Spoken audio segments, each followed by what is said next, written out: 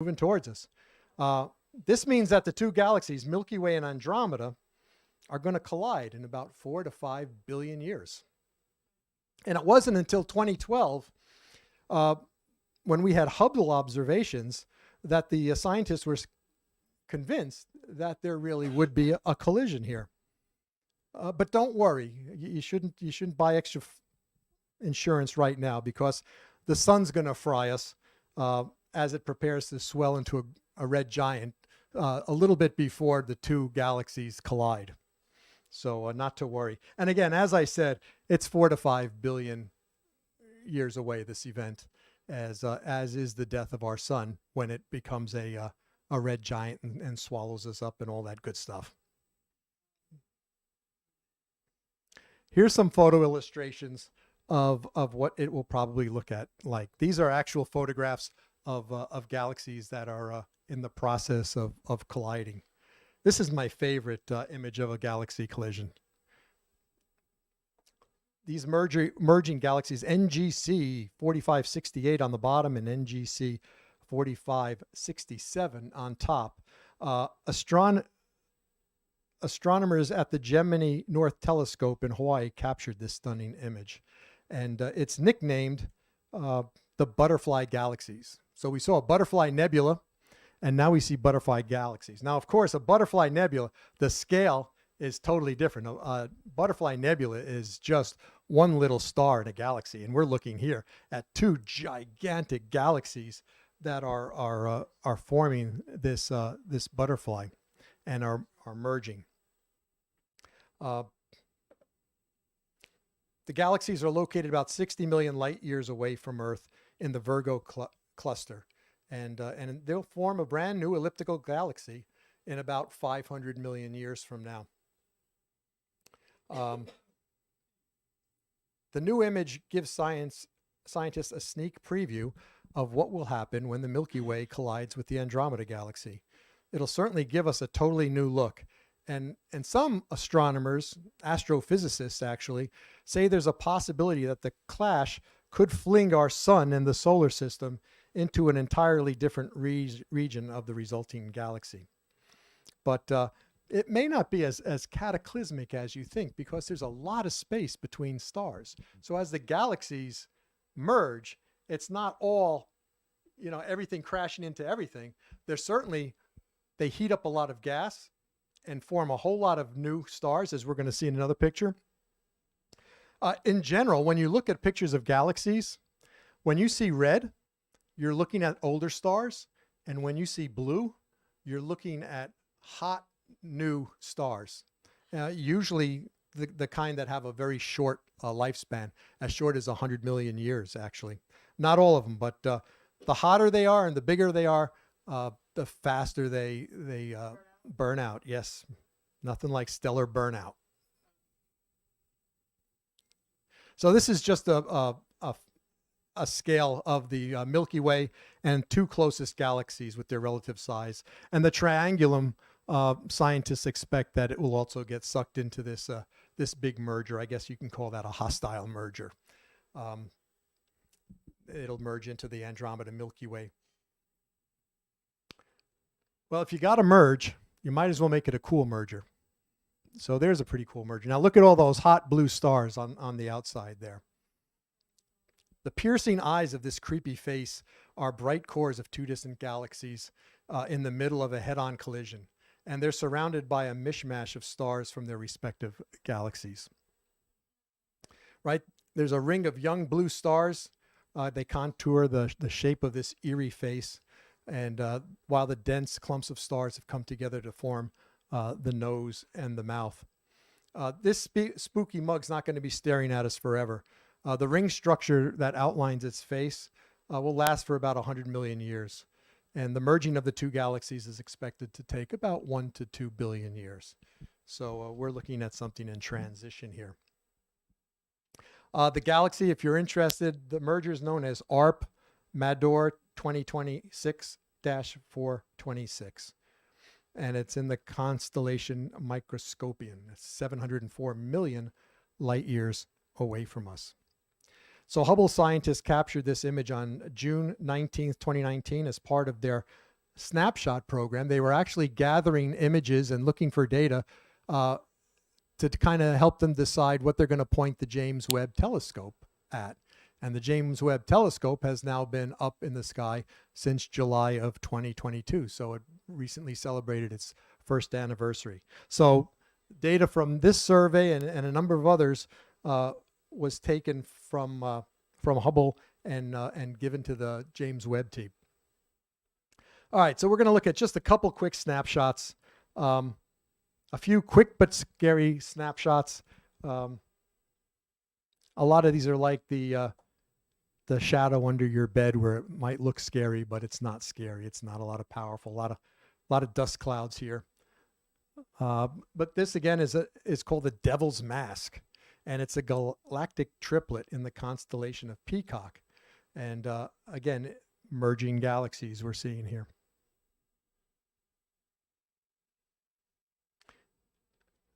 Here's an example. It's called Gravity's Grin.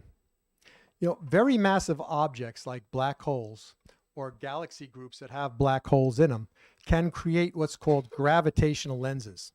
And this phenomenon was first predicted by Einstein and actually discovered in Nature in 1979.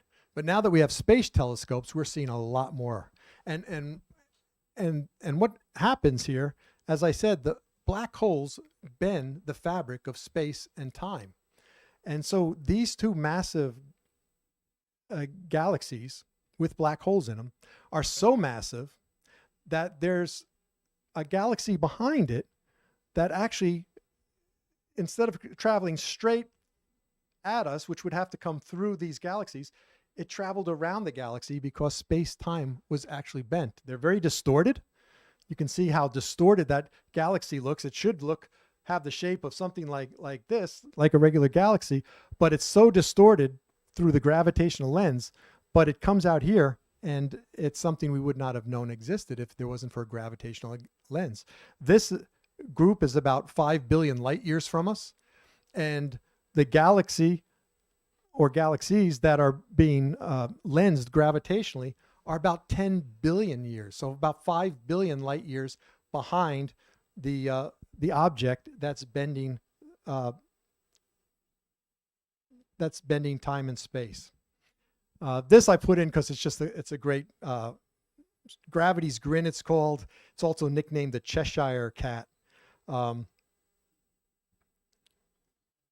we see that there's also X-ray glow of a burning gas in those in that purple hues. The Cheshire Cat group grins in the constellation Ursa Major, which also houses the Big Dipper, and it's about 4.6 billion light years away. So just a few, running a little over, but I don't think we're going to go outside observing. Here's a ghost nebula. Again, it's a reflection nebula, which means that it's a gas cloud that's being lit up from behind by stars. It's located about 1,500 light years from Earth. I like this picture of the ghost nebula a bit better. It looks more like a ghost. The ghost nebula is considered a globule, and it's over 2 light years across. And there are several stars embedded in it, which emissions make the nebula shine in that brownish color. Yeah, you could. They named it Ghost. This is the same area, but this is the Ghost Nebula and Little Goblins. It's a wider crop around the Ghost, and it shows just a more extended region of nebulosity. This is a very cool section of the Carina Nebula, known as Mystic Mountain. It's very similar to the Eagle Nebula, Pillar of Creation, that we looked at.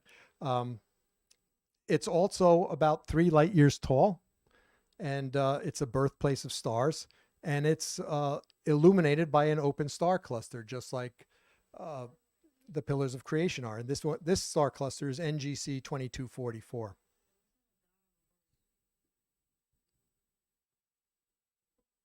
There's the Skull, the Rosette Skull Nebula, another emission nebula with a radius of about 65 light years across. So it takes light 65 years to get from one side to the other. And this can be found in the constellation Monosaurus. Here's a nice, this is called a dark nebula. It's just a dark cloud of gas with some stars shining through behind it. This is the cosmic bat situated in Ophiuchus, the rarely imaged LDN 43. It's a dark nebula consisting of very dark nebulous matter. Here's another bat. This is the Bat Nebula, NGC 6995, and it's actually part of the Veil Nebula. It's the eastern part of the Veil Nebula. The size of this is about half a degree in the sky. The Veil Nebula takes about 3 degrees up. So this is about 1/6 the size of the Veil Nebula that houses it. And it's a supernova remnant. The Veil Nebula is a supernova remnant. And the expanding debris cloud from the death explosion of the massive stars is what you're looking at. So that's the remnants of a star. And that, by the way, when supernovas explode, you've got all kinds of heavy elements that get ejected. And so the stars form heavy elements. The supernovas disperse it through the universe. Here's one. The new James Webb telescope shows its amazing resolution here. It shows this really scary Death Star in the constellation Gullibilicus. Gullibilicus, yeah. Here's a close-up of it, and it shows that it's nothing more than a slice of chorizo sausage used by a French physicist as an internet prank. And since we are now on the ridiculous, here's a meme I recently saw comparing the Ring Nebula to an eyeball, a dying star to the birth of a cell, and the stringy structure of the universe to a brain cell. And it asked the question, what if the universe is a giant living organism? Pretty ridiculous, isn't it? Or is it? Thank you very much for your attention.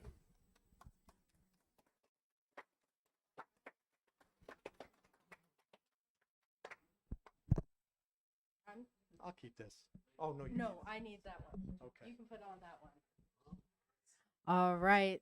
Thank you all. So we are going to be having a question and answer session, which is what you've been anxiously awaiting. However, I know a number of you were snuck in before you got the safety briefing. So before that, we will cover that because that is inescapable, just like the inevitable heat death of the universe he talked about. So, first of all, if you need to use the bathroom, it is the porta potty outside. It is illuminated with red. When you do go to leave, do use your headlights. We do not want to accidentally run people over. It is not a video game where everyone's worth 10 points. No, not even a laugh about that. Oh, I see a couple chuckles back there. That being said, it is rainy. We're not going to have observing. Unfortunately, we cannot open up the telescopes.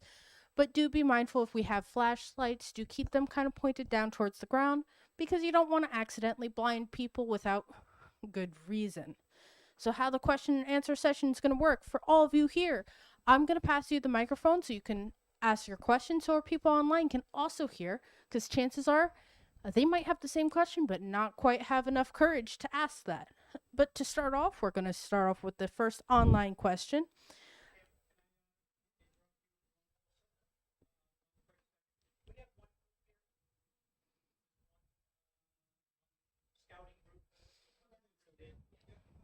Cool.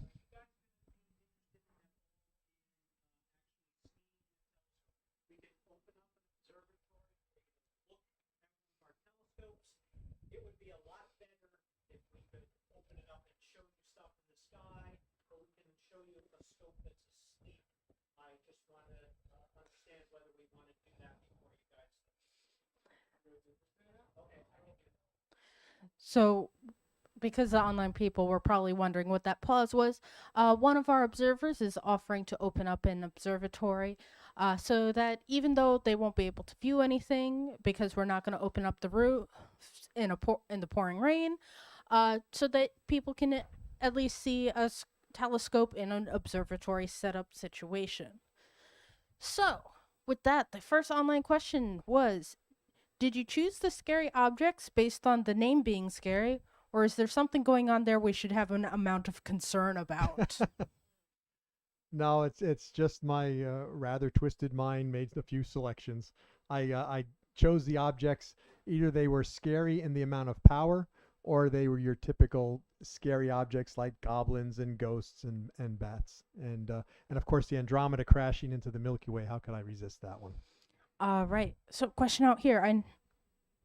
Um, with a supernova, could the ring that is exploding out of it, could it cut a planet in half? And should The shock should we wave, be concerned the about? shock wave would dissolve a planet. It would just done faster than the Death Star on Star Wars. No cutting planets here, just instant vaporization. The fine red mist theory. Good question though. All right. So our next online question regarding the weather predictions you had mentioned. Do you think it has to do with the fact that they're still relying on old models that don't account for how fast the weather patterns change now as compared to 20 years ago?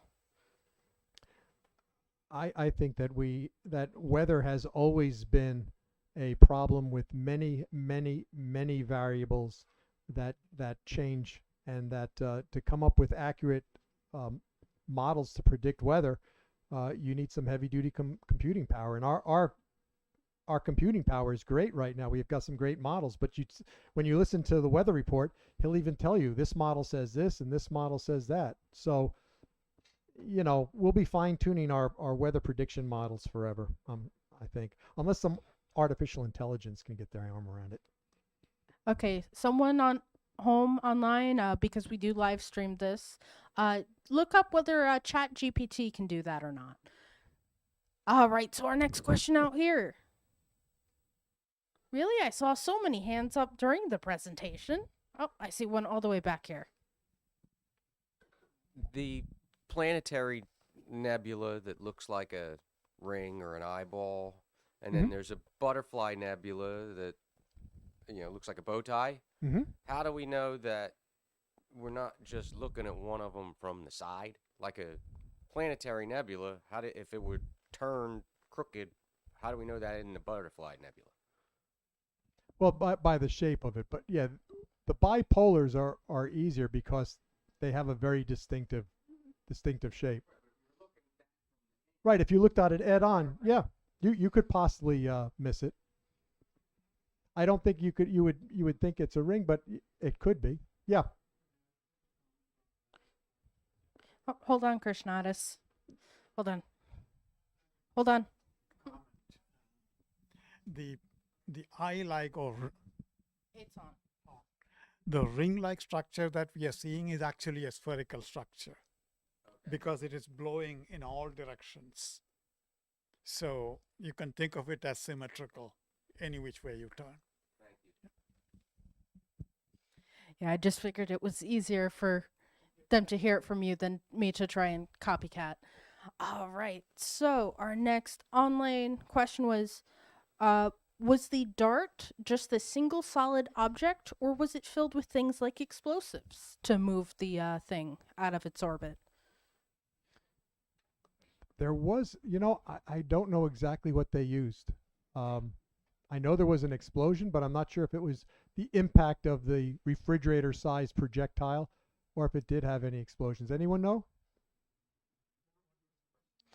So the question That's what I thought it was. the dart that they sent into the object, was it just like a solid cube of steel, refrigerator steel, or was it like a refrigerator packed with thermite or something? Yeah, and I think it was just the mass of the object at a high speed. I hadn't heard of I hadn't heard of any. Probably be too dangerous to blast that into space. Probably blow up the launch pad. Okay, so we're not accidentally blowing things up with thermite like many people do on YouTube in their backyards. No microwaves. All right. So I see you had a question up here. More like a comment. The butterfly nebula, it kind of looks like two rock out symbols, but crossed, but one's upside down and crossed. Okay. Or if you put it like upright, it kind of looks like a person. Okay. So like someone doing this.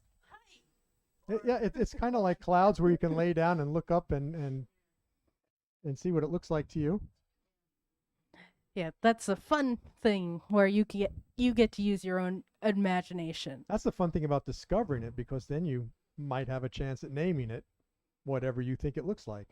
If you discover it and get it out to the news publications before anyone else. The Astronomical Union.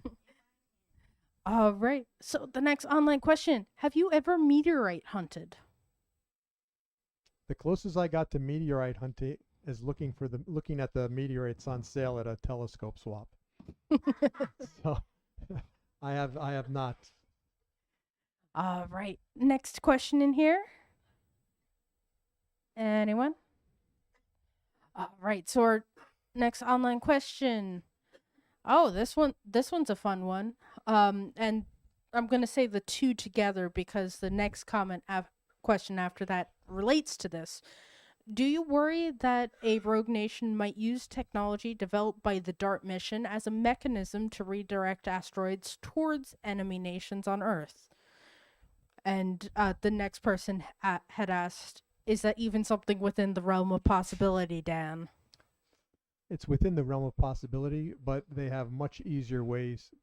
We have much easier ways to wipe each other off the face of the map than to hurl refrigerator-sized asteroids at each other, or even a Great Pyramid-sized asteroid. Yeah, there's a lot of easier ways. Steal a nuke. So basically, what I'm hearing, possible. It's But possible. that's a huge statement they'd be making right there because they're going out of their way. All right. Any questions? Was that like star that you said was part of, or like neutron star part of Ursa Major? Was it part of the Big Dipper, or was it part of Ursa Major's like outer shell? I'm not sure if it was in Ursa. See, the Big Dipper is called an asterism. When you see something in the sky that's not a constellation, but it looks like something, it's called an asterism, right? And so the Big Dipper is an asterism that's in the constellation Ursa Major. So whether it lays, there's not even an area designated as the Ursa Major. It's just the outline of those stars. The Big Dipper. Ursa Major does have, every constellation has a boundary drawn in the sky, and so you know if an object is in that constellation or not. But when you have an asterism is just the shape of something within a constellation. So it really doesn't have its own boundaries to say this is in the Big Dipper. It's in Ursa Major. It's in the constellation of Ursa Major. Yep. And I believe we actually, in the little museum section behind you all that you came through to get to this tiny indoor lecture area, there is a globe, for lack of a better word, that shows the constellations and kind of their defining outline boundaries like you would a country on a map. So, our next online question is, how many space-based telescopes are still in use versus how many are dead or unused? I don't know the answer to that one. There's a lot of them up there. There's a lot. There's X-ray scopes. There's infrared scopes. Yeah, there's a ton of them. And then China's got their own, and we have, yeah. The two major ones, the Hubble's, which by the way has lasted many years after its expected life. So I hope they built the James Webb as well.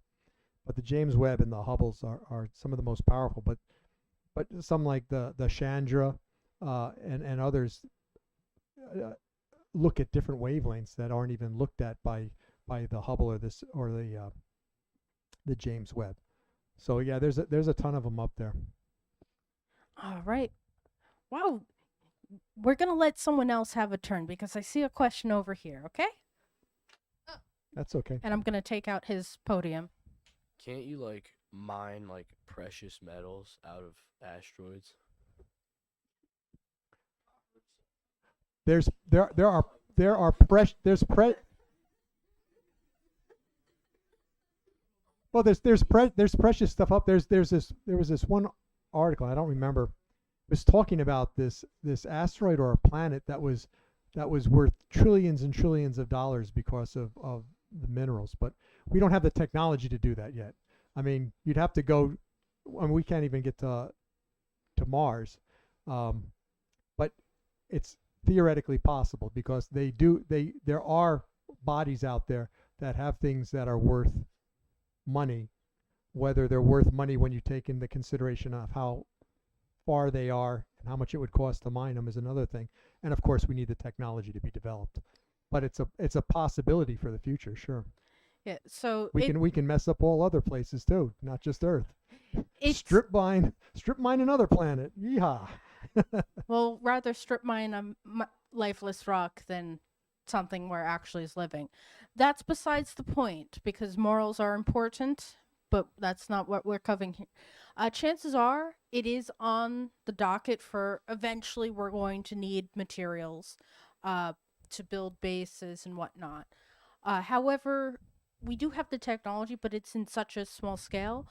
For example, the probe should be returning from the OSIRIS-REx mission. That should be landing in Utah, if I remember that article correctly, where they took samples from something quite far out there. But we're talking a turnaround of years upon years upon years since we did the landing, got the samples, and started heading back. And of course, we took samples from the moon in the 60s and brought it back. So, sometime, not right now. All right, so our next online question, and I'm going to extrapolate because this was during the middle of the presentation, but I'm going to guess they were talking about one of the bipolar nebulas like the dumbbell or something. Could the restricted bit in the middle have been something like a Dyson ring that they talked about in the Fermi paradox? No, that torus around the Butterfly Nebula is definitely dust. The Dyson ring is something that a intelligence would build around a star to capture the energy of the star. And when they had Tabby's star, you can look up Tabby's star. They first thought that was a possibility because of the weird way that star was dimming. But yeah, Dyson spheres is something artificially created to harness the energy around. I think the they were sun. probably thinking that there had been a ring and that when something exploded, went bad. it disintegrated and now it's just dust. No. That whole fine red mist, we're not cutting planets in half neatly, we're obliterating them to nothing. All right, so our next question here. I got more. So you said that they're like black holes. They're mainly like located like inside of like our galaxy and other galaxies. Are there black holes that are just floating out there, not within a galaxy? Just Yeah. like Google rogue black holes, and there are some small black holes too that they think are out there. Of course, the problem is you can't see a black hole unless it has an accretion disk, or if there's two black holes colliding, you can pick up the gravitational waves from them. Even if they don't have an accretion disk, you can sense the gravitational waves. Occultation, right? It could pass in front of another object, and that object would dim, and you'd know something passed in front of it. All I could think is rogue black holes, the potholes of space. There you go. Just You don't hit wanna- one of those. Oh, You don't there want to goes the drive into one of transmission. those. All right. So our next online question, actually, it's a comment, and I had to laugh at this one. Don't worry, neutron star. I'm also a little dense at math compared to others. Okay. Because you had said math instead of mass. Okay. Hey, it was funny. All right. So the actual question after that was, why can we see the excretion disk as a ring around a black hole? Shouldn't things be going in from all angles so the entire thing should be bright? Yeah. I mean, black holes. I think one of the reasons is that black holes, as a accrete matter, they start spinning like the neutron star does, and spinning, and so there's a motion and not just a static element to them. And so as they spin, the very very strong gravitational and magnetic fields uh, tend to make it into a disk rather than a bubble. All right. So I Pardon me?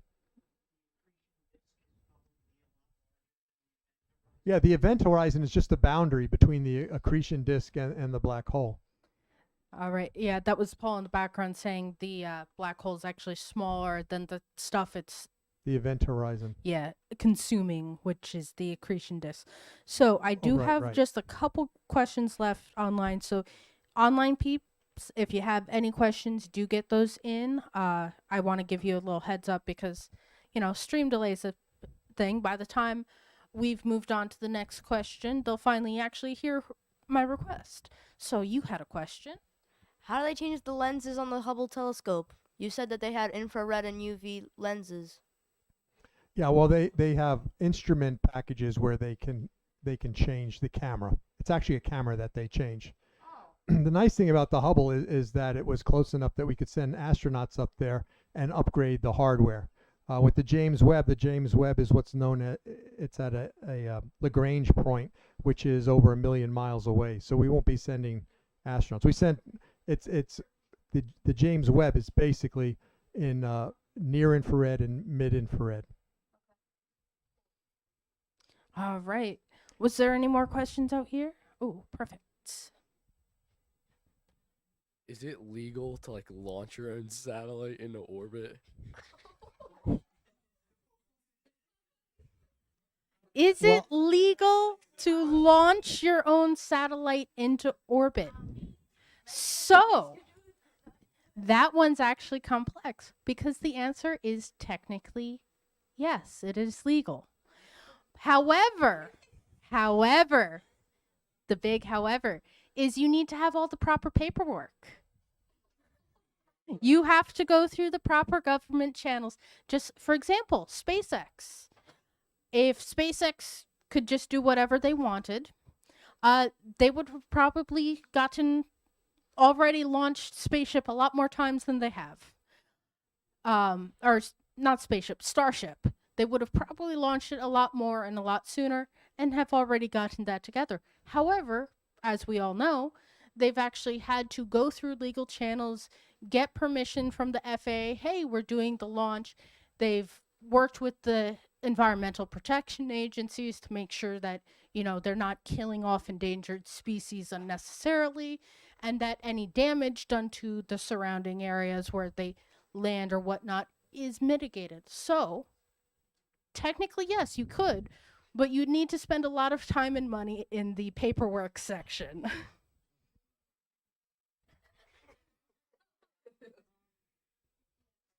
Oh, perfect. What's the minimum size a black hole would have to be to suck up the Milky Way? I have no idea. There is a black hole in the middle of the Milky Way, and it hasn't sucked. Oh my. Okay. All right, guys. So we do have to be mindful that this is kind of serious. It is fun to think about how big a size, but that might also depend on how long. For example, if perhaps maybe one of these Black Widow ones were Neutron bigger, star. maybe they would eat the companion star a lot quicker. So it depends on a lot of factors. Maybe if you're talking on the scale of gazillions of years, you don't need something quite as big as if you want it done yesterday. All right, so question here. All right, so since we're on the topic of like asteroids or meteorites, do you think they'll bring back dinosaurs? Cause personally, I want an Indominus Rex, but I can settle for a T-Rex instead. More a question of DNA. And watch Jurassic Park before you ask me that question. Be careful what you wish for. Yeah, they do. Again, you know, Although I've sometimes been called a dinosaur. That's a whole nother Oprah. Never mind. well, just keep in mind, GPS wasn't really a thing commercially available until I was about like 10 years old. So that was like 20 years ago. So technology has progressed real much quicker than you would think. But again, you know, that's a question of should, and they cover this in the movie, should we? Just because you can doesn't mean you should. Because, yes. Exactly.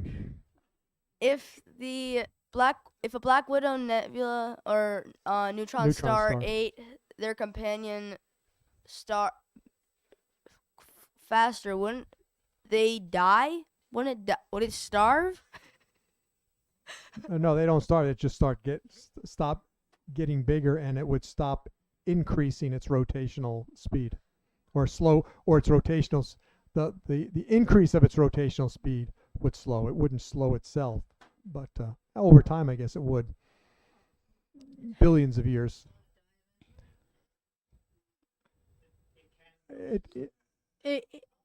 And one of our observers in the back said eventually it could go supernova given how yeah. much mass and how much it added to itself from another object in space. I don't know why I said people in space. There are very few people in space currently. All right, so it looks like our online questions are done. So one last chance for one more question here. And I saw you back in the corner there first. Okay. How many like I'm sorry. Like It's how okay. many days can you like when can you like launch a spaceship? Like how many like months or like days you can do it apart?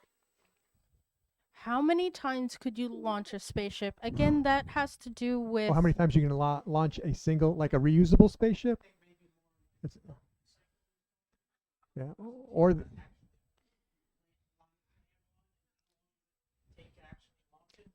there's also, or it could be a launch window, right? There's only certain times when you have a target in mind. There's only certain times when it makes sense to to launch the missile that you have the trajectory you want. Yeah, so that's a very complex question, and it depends on what your goal is. If there, like he said, if there's anything like if you have a specific target, there are certain windows of time where that target is much more obtainable.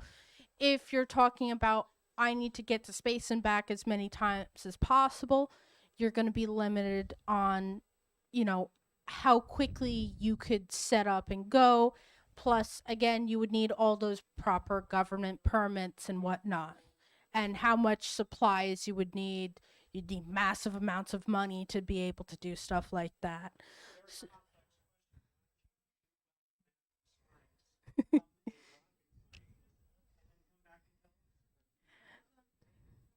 but yeah, that's actually a question where, like Paul said, do get into stuff like that. Find out, because we're amateur astronomers here. We do this because we love it, not because we have all the answers, and we don't get paid for this. So unfortunately, we give ourselves homework for fun. So perhaps you should do well in school so that you get paid for doing the homework. Because we definitely don't. And with that, I do want to thank you all for joining us here and online. Thank you, online peeps, for putting up with the little technical glitch in the middle. Thank you, Walt, for another great presentation. Once again, do check us out on our website, uacnj.org, and all our social medias. No, So, thanks. have a good night. Thank you all for coming. You made the night. I appreciate you coming out in the rain.